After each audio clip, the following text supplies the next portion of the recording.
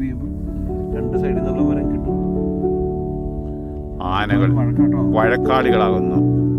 ഒന്ന് ഇന്ത്യക്കാരനും ഒന്ന് ആഫ്രിക്കക്കാരനുമാണ്. ഒന്ന് പാകിസ്ഥാനി, ഒന്ന് ഇന്ത്യ. ഇവർ തമ്മിലുള്ള അതിമനോഹരമായ വഴക്കുകൂടൽ സ്നേഹത്തോടെയുള്ളതാണെന്നാണ് തോന്നുന്നത്. അച്ഛൻ്റെ കൈ താക്കണം. ഇവൻ വിജയശ്രീ ലാളിതനായി നിൽക്കുകയാണ്. ഇവൻ ജയിച്ചെന്നാണ് ഇവൻ്റെ ഭാവം. പക്ഷെ ഇരട്ടി ശക്തിയോടും കരുത്തോടും കൂടി അവൻ തിരിച്ചു കുത്താൻ വേണ്ടി ഒരടി പുറകോട്ട് വെച്ചതാണെന്നാണ് തോന്നുന്നത്. അവൻ വെയിറ്റ് ചെയ്യുകയാണ് എന്താ ചെയ്യേണ്ടിയെന്ന്. അവരെല്ലാം കൺട്രോൾ ചെയ്തുകൊണ്ട് അപ്പുറേ ഒരു റെഫറി നിൽപ്പുണ്ട്. കണ്ടോ, ഇവനാണ് റെഫറി. ഇവൻ പറഞ്ഞു വേണമെങ്കിൽ കുത്തിക്കോ, വേണമെങ്കിൽ അവിടെ നിന്നോളാൻ.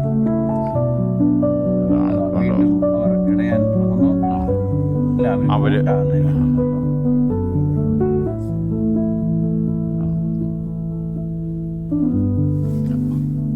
അവൻ ആവേശത്തോടെ മുന്നോട്ട് വന്നിട്ട് ഇതാ അവനൊരു അടിയും കൂടെ പുറകോട്ട് വെച്ചു.